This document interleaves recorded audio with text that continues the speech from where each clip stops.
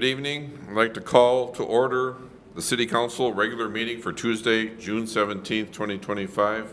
Please rise and join me in the Pledge of Allegiance. I pledge allegiance to the flag of the United States of America and to the republic for which it stands, one nation, under God, indivisible, with liberty and justice for all. Good evening, and before we get started, we'd like to take a moment of silence for the unfortunate tragedy that occurred over this weekend with the state legislatures. Just recognizing that elected officials, including ourselves, do this for the benefit of the community, and it's unfortunate that some people don't see that and take matters into their hands. That includes force and tragedy. So please pray for their families as you may do, and we'll just take some time here for a moment of silence.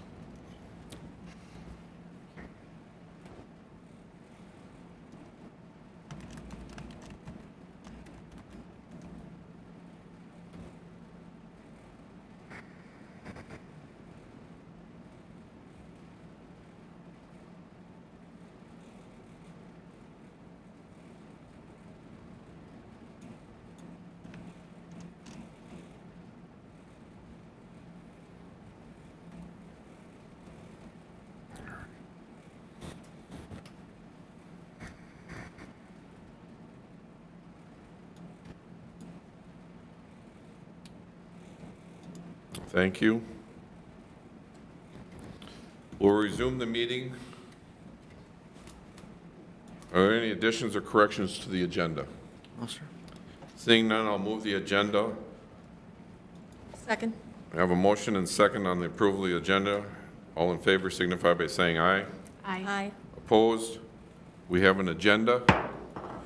Move through. The first item is presentations, proclamations, and acknowledgements. We have our Youth Commission report. Turn it over to our Deputy Clerk.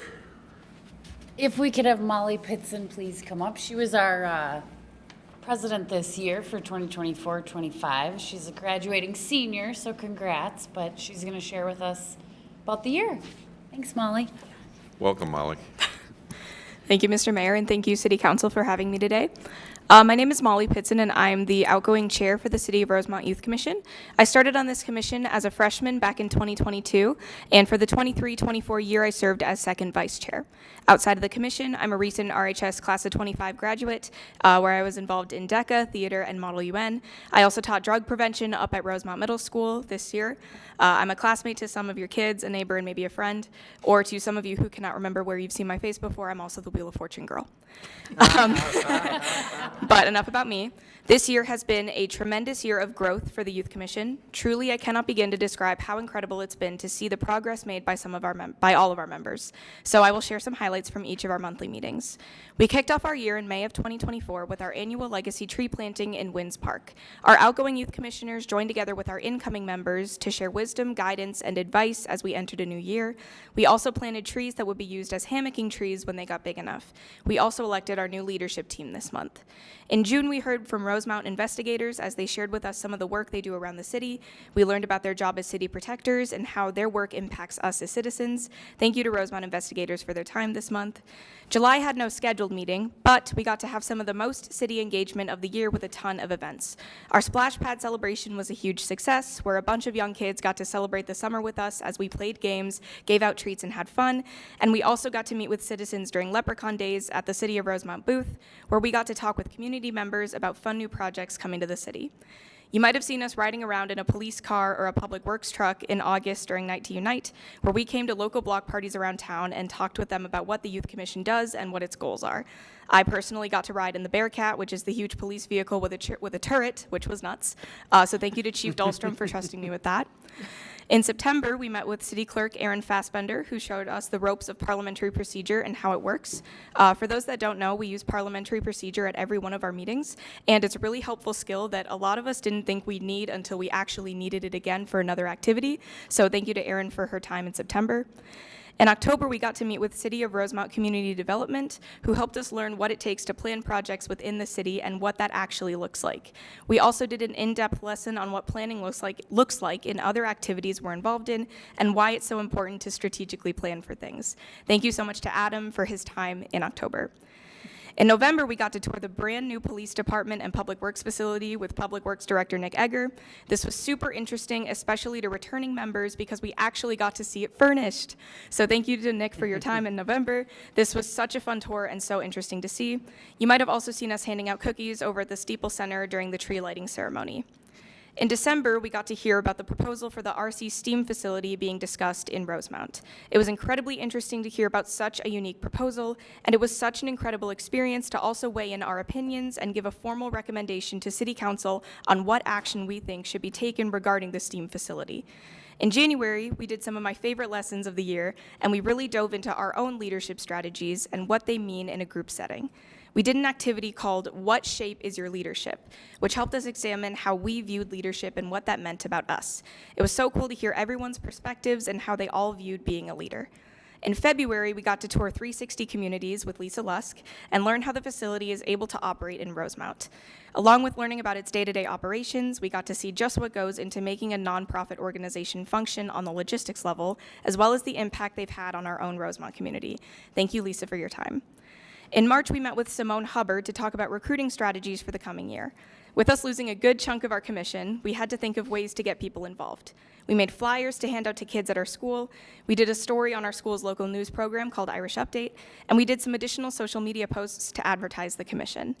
In April, we took a hands-on tour of the fire station with Captain Kip Springer. We learned about some of the inner workings within the fire department, got to handle some of the equipment, and even got to try on some of the fireproof stuff.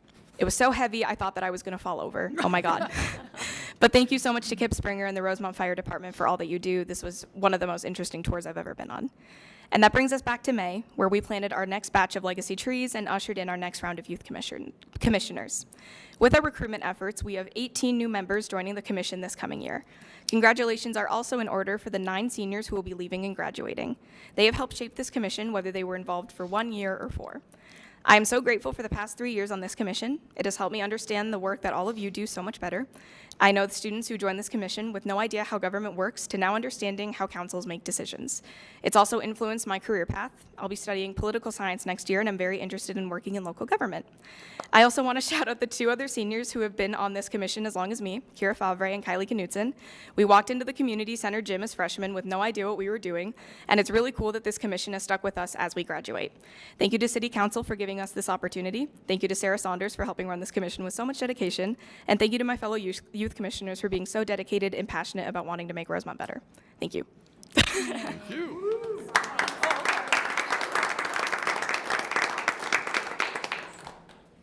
Will you take any questions? You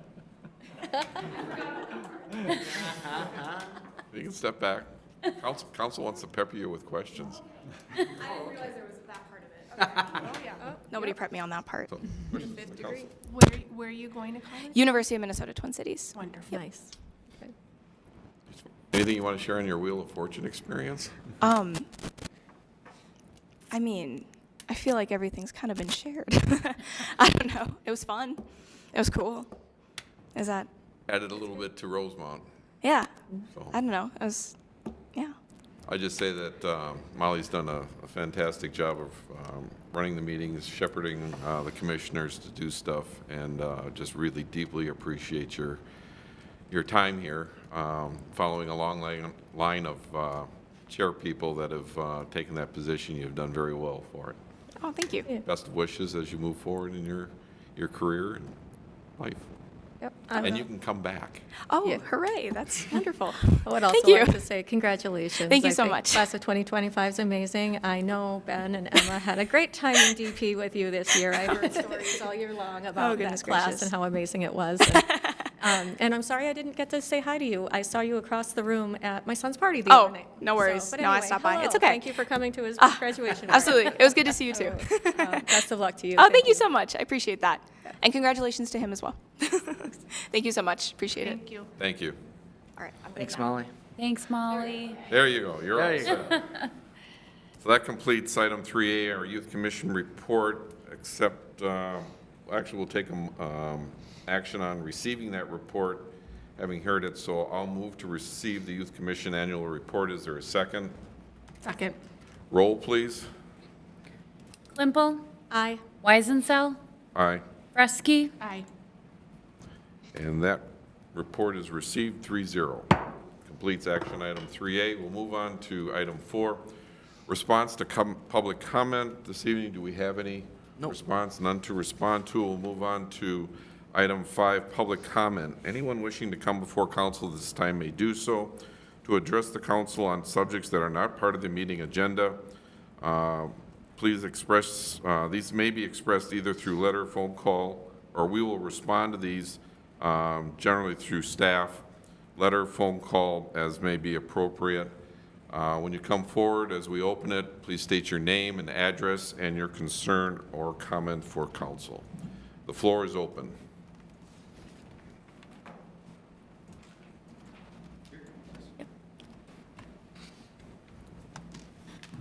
Hello, my name is Sam Adams. I'm at 13704 Atrium Avenue, but my family lives over off McAndrews Road. With the exception of college in my 20s, I've been a Rosemount resident for nearly all my life. I grew up here, my parents live here, my siblings live here, and so do my small children. My grandparents, Earl and Donna, bought around 25 acres of land in Rosemount off of McAndrews when it was still a gravel road and ended at Johnny Cake. I remember when they demolished the Doyle farm with a bulldozer when I was a small child. It's been a long time. Since then, the city has changed significantly and we're still here.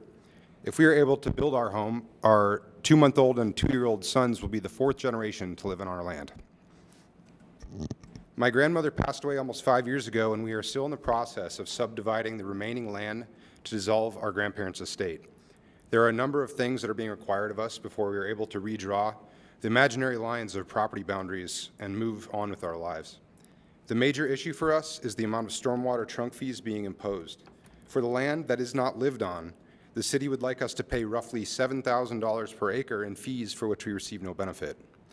This results in roughly $62,000 of stormwater fees that need to be paid before any building permits will be issued, creating a system where the costs required in arbitrary fees are beginning to create a situation where building on our own property is becoming unduly burdensome. Appendix N of the city's comprehensive stormwater management plan, the Stormwater Trunk Fee Justification Report states, this fee will assist in funding future stormwater trunk conveyance system improvements proposed by the city. It also states, property owners within the city will be treated fairly. The implementation of this fee will allow new developments to pay for trunk infrastructure improvements that are needed to accommodate the new development. Failure to implement this fee would result in all taxpayers in the city paying for the cost of improvements that are for the most part only benefiting newly developing areas. The implementation of this program will also allow the city to compensate property owners, it goes on, about upstream drainage areas, et cetera, et cetera. It is clear when taking these two quotations together that yes, stormwater trunk fees are used for future improvements. However, the second reference is clear that those future improvements are those that are needed to accommodate the new development, of which, due to our location and size, we require none. The city uses a price per acre to determine the amount of stormwater fees for developers. We feel this is unfair in circumstances of low-density residential development, where near total development of a parcel is not taken as a given. This is in comparison to areas out to the east or the large developments we've seen around Akron and Bonaire and such. The necessity for stormwater infrastructure is driven by impervious surface. That would be driveways, roofs, roads, patios, et cetera, not by untouched land. A hypothetical for you to illustrate this point. Currently, if a family with 100 acres wanted to give 50 acres to a child to build one home, one driveway, one home, that is it, they would be required to pay $350,000 in fees prior to any building permits being issued, all for the impervious surface created by one home, requiring no city stormwater infrastructure In a slightly different situation, if they are to subdivide the same 50 acres of their property into 10 5-acre lots, they would pay the exact same amount in stormwater trunk fees, even though there would be 10 houses, 10 driveways, 10 patios, 10 decks, and all the roads, culverts, potentially stormwater infrastructure, and everything that comes with it. Reasonableness dictates that this fee on a per-acre basis is unfair when given the reality of low-density residential development, and should rather be paid on the basis of impervious surface created or as a connection fee in existing infrastructure. Excuse me. We understand the city has a need to fund stormwater infrastructure and needs systems such as these to fund it. We also understand that it is difficult for the city to grant special waivers, as that creates problems of precedent. We ask that the city use the language already existing in Appendix N of the city's comprehensive stormwater management plan, the Stormwater Trunk Fee Justification Report, to deem the payment of stormwater trunk fees unnecessary for people developing property of which there will be no need for new stormwater infrastructure. We would be happy to pay a connection charge, as outlined in the city's schedule of fees, in order to pay our fair share. I understand time is limited, and I can't elucidate our entire argument at this point. We will send an email to the council members further explaining our position. Thank you for your time. Thank you. We'll refer that to staff for follow-up. Anyone else? Anyone? All right, we'll close the public comment. That completes item number 5. We'll move on to the consent agenda, items A through K. This evening we have bill listings, minutes of the June 3rd regular and work sessions of council, declaration of surplus property, professional service contract for a fire service evaluation for our fire department, fire relief fund benefit proposal, the amending city code cannabis and hemp business regulations, the Leprechaun Days service agreement, Rosemont Woods acceptance for their addition, the Dakota East AUAR, and a request by Flint Hills Resources for an interim use permit to construct a warehouse tent. Does anyone wish to pull any of these items for further comment or discussion? I'd like to pull item J. Item J, are there any others? All right. Would someone like to move the consent agenda items A through K with J removed for further discussion? So moved. I'll second. I have a motion by Klimpel, second by Fresky. Roll, please. Weisenthal? Aye. Fresky? Aye. Klimpel? Aye. That approves items A through K. We'll move to 6J for additional discussion. I'll turn it over to Councilmember Klimpel. Hi. Obviously, AUARs have been a hot topic in town for a few years, and so typically when we see these on the consent agenda, I like to pull these out for transparency and visibility purposes to our residents, as they often represent substantial potential changes. So on to you, Adam. Great. Thank you, Mr. Mayor, members of the City Council. I'm going to spend a few minutes talking a little bit about what is an AUAR and then the applicability of the action that is requested before you this evening. So this is the Dakota East Area AUAR. So what is an AUAR, which stands for Alternative Urban Area-Wide Review? So this is a process, it's an environmental review document. It's essentially a hybrid of an environmental assessment worksheet, or an EAW, and an environmental impact statement, or an EIS. This is often used when you're looking at planning or pre-planning or developing large areas within a community. So for example, we note Prestwick Place in there. I'll show a map coming up here that has all of the existing and active AUARs within Rosemount. So a lot of acronyms. I'll try to say them out the first couple of times, and then we'll go with the abbreviations from there. So once an AUAR process is completed, future projects within that boundary do not require individual EAWs and EIS documents. And then we'll also talk a little bit more again at the end of this, but that also does not grant development rights or other entitlements, and strictly an environmental and mitigation strategy for a large area of potentially developing land. So also within an AUAR, when they are scoped out, a developer via the city may consider several development scenarios and then analyze and assess and address mitigation strategies for the impact of each of those scenarios. It is a document that must be updated every 5 years to incorporate those developments that have already occurred. So think about actively developing areas of Rosemount, specifically Umore or Prestwick Place, kind of in central Rosemount, within that AUAR, and then any changes to state and federal laws. So there's frequent changes to whether it's like DNR regulations, PCA, other regulatory bodies which pass through regulations to the city as the local unit of government. So AUARs that are active and approved within the city of Rosemount, we have the Prestwick Place AUAR, Rosemount Industrial AUAR, Rich Valley East AUAR, and the Umore Park AUAR. And then tonight for consideration of adoption is the Dakota East Area AUAR. Kind of showing and illustrating on this map is that Rosemount is very accustomed to using this as a planning and environmental review tool to help guide the future development of Rosemount. So within the Dakota East AUAR, 3 scenarios were reviewed. Scenario 1, which includes a mix of residential and commercial in conformance with the city's comprehensive land use plan. Scenario 2, which is a mixed business campus technology park for proposed potential data center development. And then scenario 3, which takes a look at a mixed business campus or light industrial. So scenario 1, I said, is consistent with the city's adopted land use plan, which is a requirement of an AUAR. And then scenarios 2 and 3 would require an amendment to the city's land use plan. And you can get really deep in some of this stuff. It's a very lengthy document, so this is a good opportunity to kind of hit on some of those highlights and help everybody understand the purpose and kind of the type of information that's included in an AUAR.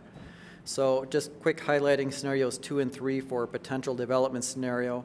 It talks about it would require an amendment to the city's land use plan. That is the address mitigation strategy in there to develop to that potential proposed scenario. It would require a separate land use approval. Timelines. So City Council ordered the AUAR on February 2nd of this year. It was submitted for the required 30-day comment period back in March to the review agencies and then made available to the public. Comments were due on April 17th and were received from Dakota County and the Minnesota Pollution Control Agency. Responses to those comments were addressed, and then the AUAR was revised based on those comments.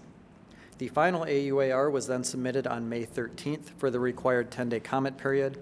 There were no objections received from any of the applicable review agencies, and then the city can move on to the final step of adopting the AUAR, which brings us to this evening. So next steps and a couple of caveats or additional clarifications that AUARs do not confer any development rights to the proposer. This is simply a tool and an environmental analysis that talks about mitigation strategies for proposed development scenarios. If scenarios 2 or 3 are to be pursued, an amendment to the city's comprehensive plan must be adopted by the City Council. And the AUAR must be updated every 5 years to remain in effect until the entire study area is developed. The recommendation before the City Council this evening is a motion to adopt a resolution authorizing the adoption of the Rosemount Dakota East Area Final Alternative Urban Area-Wide Review. With that, I can stand for any questions, and I do know that the authoring consultant from Kimley Horn is present if there are any technical questions on the document itself. Thank you. Go ahead and open up the floor to questions to from council. Okay. And just to be clear, if we back up, the approval of the AUAR does not confer any development rights, let's say. Approval of the AUAR doesn't necessarily mean that we accept or endorse all of the development scenarios in the AUAR, or does it? It does not. It does not. It's simply an analysis tool that says if this were to happen or this were to be proposed, here's how that could be developed in conformance with any and all regulations. So the information in the AUAR we could use to influence our evaluation of different development proposals that could come forward to us at a future date. Okay. Correct, yep. Excellent, thank you. No questions. Questions? All righty. Thank you very much. So with that, would anyone like to move the recommended action to adopt the resolution authorizing the adoption of the Rosemont, Dakota East Area Final Alternative Urban Area Review.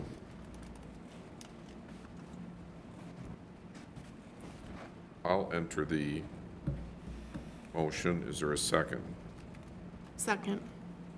I have a motion by Weisensell and a second by Fresky. Roll, please. Weisensell, Aye. Fresky, Aye. Klimple, Aye. Motion passes 3-0. And that completes items 6A through K complete in its entirety.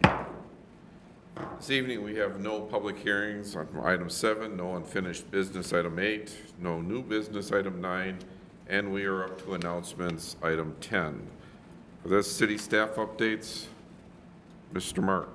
Thank you, Mayor, members of the council. Nothing too significant tonight. I know you've got some events that you'll call out in your community calendar, so I'll leave that to you. Just wanted to look back a week and give a shout out to our partners at the Beyond the Yellow Ribbon organization for the Patriots in the Park event, which went really, really well, and just a huge display of their support for servicemen and women and their families in our community, and was just really cool to see. So shout out to them. I think it's going to become an annual event, and so many of our teams were there to support Park and Rec, Public Works, Police, Fire. It takes the whole village to pull that off. And a specific shout out to our Park and Rec team, hearing from the Beyond the Yellow Ribbon folks about how simple it was to work with them. You know, just limited rules and regulations, like make the event as good as you can. And so Dan and his team just run a wonderful operation with keeping our parks simple to use for events like that. So cool to see the park used that way, and we appreciate all that Beyond the Yellow Ribbon does. But that's all I had, Mayor. I can throw it back to you. Great. I'll open up to council before I go into mine. Anything that you'd like to call out this evening? I'd also, speaking of Beyond the Yellow Ribbon, was at an event with them on Friday, sponsored by Dakota County Veteran Services and the Dakota County Libraries, holding a second annual Flag Day celebration at our own Robert Trail Library here. So it was a meaningful celebration, recognizing our flag and supporting the veterans in attendance as well. So that was really special, and I believe that those groups plan to hold a third annual one next year at another one of our Dakota County libraries. So it'll be great. Any from you? No. All right, then we'll move on to the community calendar. The city will be closed this Thursday on June 19th for Juneteenth celebration. The Utility Commission meets on Monday, June 23rd at the PDPW campus from 5:30 to 7 p.m. Park and Natural Sciences Commission will meet on June 23rd at 7 to 8 here at City Hall. The Planning Commission will meet Tuesday on June 24th from 6:30 to 7:30. Our Youth Commission will meet June 25th on Wednesday, 3:45 to 4:45 at the Steeple Center. Next Thursday, is that right? June 26th, Public Safety in the Park be held from 5 to 7:30. It'll be held at the Rosemont High School, not here at Central Park, so Rosemont High School. Call that out. The next city work session will be on July 1st from 5 to 6:30 here at City Hall, followed by the council meeting from 7 to 8. City Hall, looking just slightly beyond that, will be closed on July 4th. And looking out a little farther, you heard Splash Pad as an event for our youth commissioners this year. It'll be on July 17th at 11 o'clock at Central Park Splash Pad. And a little farther out, we got Leprechaun Days coming up, starting on the 19th. One of the first events will be our fire department waffle breakfast. And at that same time, we will be having the next iteration of our Rib Fest.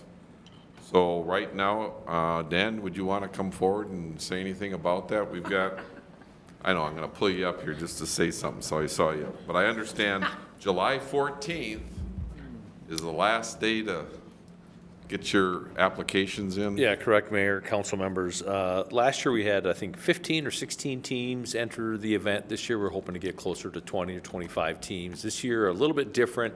They're doing baby back rib cooking versus last year it was larger, beef ribs. I think a couple of you guys were judges. Hopefully they'll be back again this year. But the event starts at about 6 o'clock in the morning when all the people show up to do the grilling or the smoking, whatever they're going to do. It really picks up at about noon. We have sampling of the ribs. You can buy tickets to sample, certain amounts of ribs and whatnot from the vendors. We'll have, I think we're going to get a food truck this year. We'll have a DJ on site. We'll have Omni Brewing will be there serving, and just a fun event. We're talking with Omni about hopefully having like their hot dog cart and their pretzels, stuff like that, to kind of offset the ribs. But super fun event. Last year was our first year that we partnered with Polici Hardware. Another vendor that's going to be a partner this year is Von Hansen's in Rosemount over near Cub. And so they're helping sponsor by providing these ribs at cost and making an effort to be part of this. And so looking for a lot of teams. You don't have to be a professional smoker to be in this event. Some of the rigs and the smokers and things look professional, but there's also people who just have the green egg and just a couple of those, and they do really well. So I think those of you that were around for it last year, we did have some pretty fun prizes. Obviously, there's a cash prize for winning and whatnot, but there's also a People's Choice award is like a wrestling belt that the people who participate really like. Then we had some pretty good sized trophies and whatnot, but there's also, like I said, cash prizes. And so looking for about 20 to 25 teams if possible. Last year we kept all the teams on the paved pleasure rink area. This year we're looking to maybe expand up into the parking lot. We'll have to if we get more than teams than we had last year. So yeah, we're looking for people to be registered by middle of the month, July, and then we'll go from there. Keep an eye out on Facebook. We'll have posters up around town. They'll have one up at Polici's. Ace Hardware has a poster up here in town. They have one down in Farmington too. We'll probably have posters up around, maybe one in City Hall. We'll have one over at Von Hansen's. And so big Facebook presence, but again, it's part of Leprechaun Days, so it'll also be listed in their activities and events also. Great kickoff event for us. Just a reminder again, this is what we call the neighborhood backyard grillers. This isn't professional, but there is money and trophies, and as you say, the People's Choice. Yep. So, thank you. All right. Those filling those judge positions. Do you need me again? Pardon? Do you need me to judge again? Yes, yep. You're invited back. You did a good Twist enough my arm. job last Okay, year. So. all right. Twist your arm. There you go. All right, so with that completes the community calendar. And if there's no other business to come before council, I'll move to adjourn. Is there a second? Second. All in favor, signify by saying aye. Aye. Aye. Opposed? We are adjourned. Thank you and good night.